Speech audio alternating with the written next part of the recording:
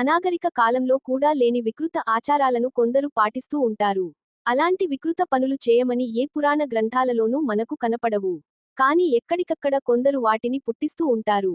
ఇది మా మత లేదా కుల సాంప్రదాయం అని ప్రచారం చేసుకుంటారు కనుక ఎవరూ దాని గురించి మాట్లాడే సాహసం చేయరు. మతం పేరు చెప్తే రాజ్యాంగమే ముఖం చాటేస్తుంది. అలాంటప్పుడు ఎవరు మాత్రం ఏమి చేయగలుగుతారు? మూఢనమ్మకాలు నివారణకు ప్రభుత్వాలు చట్టాలు చేయాలని హేతువాదులు ఎప్పటినుంచో డిమాండ్ చేస్తూ ఉన్నారు. ఆ చట్టం వస్తే కాని ఇలాంటి వికృత చేష్టలకు అడ్డుకట్ట పడదు. అవి ఎలా ఉంటాయో కొన్ని ఇక్కడ ఉదాహరణకు మీకు చూపించడం జరుగుతుంది. కానీ నిజానికి ఇలాంటివి ఎన్నో సమాజంలో ఎక్కడికక్కడ పుట్టుకొస్తూనే ఉన్నాయి.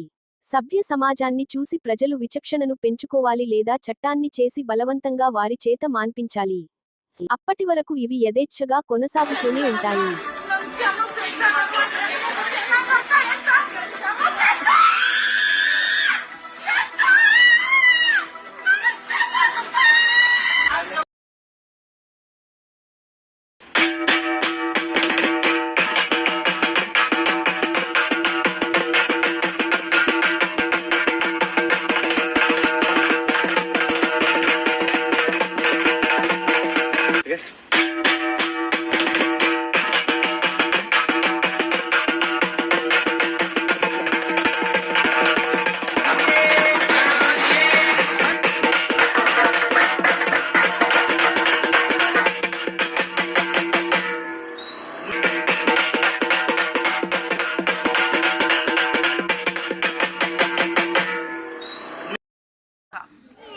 These images that we're about to show you of little children being thrown from atop a 30-foot temple, all in the name of prosperity and wealth.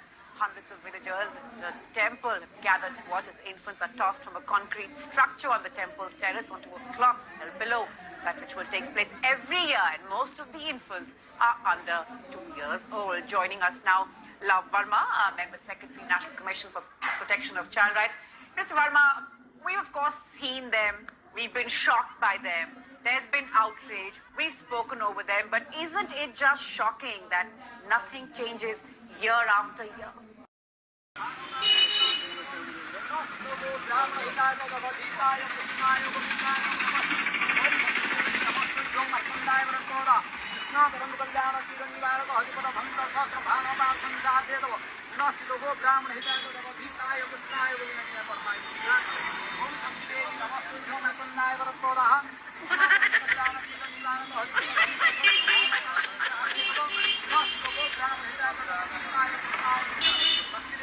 ब्राह्मण को गोइठा मारतो ना